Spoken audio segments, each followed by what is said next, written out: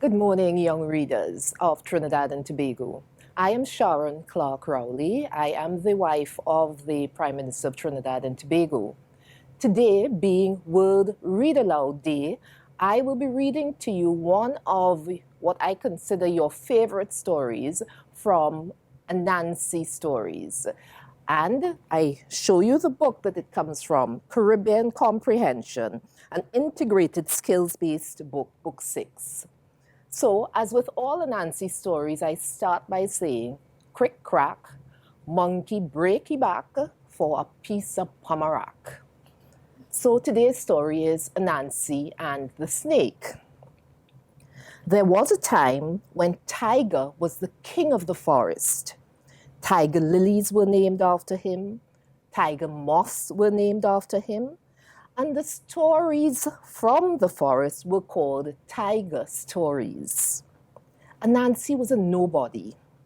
When the animals got together, they used to ask each other, who is the strongest animal? And all the animals would shout, tiger. Then they would ask, who is the weakest? And everyone would shout, Anansi. And they would laugh. Anansi got sick and tired of this. One day, he met Tiger in the forest. Now, Tiger was much too important to bother about talking to a speck of a spider. But Anansi spoke up bravely and said, Tiger, I wonder if you would allow just one thing to be named after me. What do you want named after you? Asked Tiger, looking down his nose. I want the stories, replied Anansi. I want them to be called Anansi stories. All right, said Tiger with a haughty flick of his tail. If you capture Snake and bring him to me, all the stories will be called Anansi stories from now on. Anansi, who was very small but very cunning, had no idea how he could capture Snake, who was very big, but he agreed to do it. First, he made a noose out of strong vine and laid a trap in the forest, which he baited with berries. But when Snake came to eat the berries, Anansi found he was too weak to pull the noose closed, so Snake escaped. Every day that week, Anansi persisted with various traps. He dug pits and he made cages out of sticks. He tempted Snake with ripe bananas, mangoes, and a fat piglet, but nothing worked.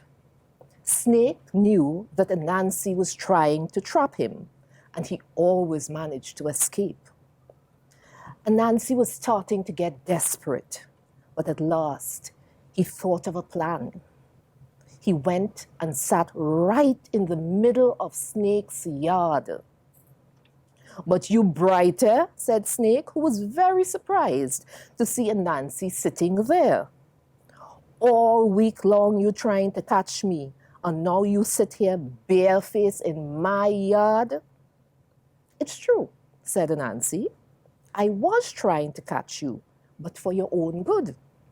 Now, all the animals in the forest will continue to talk about you behind your back. What you talking about, Anansi? Asked Snake.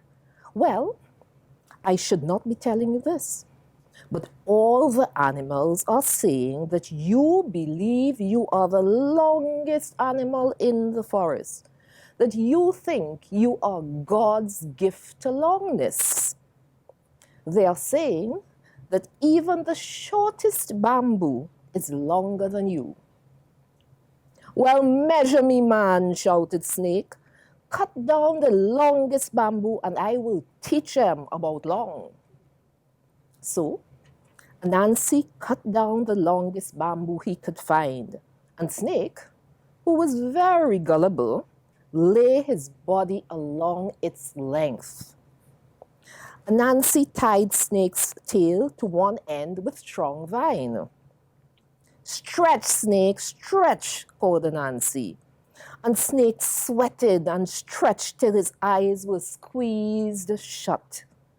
Quick as a flash, Anansi tied Snake to the bamboo at his middle and his head. When Snake opened his eyes, he realized what had happened. And this is how Anansi captured Snake, and why, from that day to this, the stories have been called Anansi stories. Crick crack, monkey breaky back for a piece of pomerac.